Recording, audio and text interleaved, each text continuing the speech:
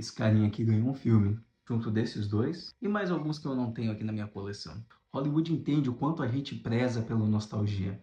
Eu lembro das manhãs assistindo He-Man, e o mais engraçado disso é que, lembrando agora dos episódios, esse desenho nunca teve um roteiro muito bom. Mas naquela época nós não tínhamos muitas adaptações de fantasia. Então a gente se apegava no que a gente tinha. Mas hoje, mais velho, a gente olha para o roteiro, para a atuação, para a coerência, para a coesão. E a pergunta que não quer calar é: será que tudo precisa ser assim tão cabeçudo? Às vezes vale a pena só desligar um pouquinho essa crítica e curtir. Principalmente quando é uma obra despretensiosa. Porque quando a obra se apresenta com conteúdo, nós esperamos conteúdo. E agora no caso do He-Man, é uma mistureba da Mattel. Um gato de um lado, um tanque de guerra do outro, laser, espada. Sempre foi uma galhofa. E eu acho que é isso que deixa ele muito divertido. Eu ainda não assisti o filme, mas estou muito empolgado.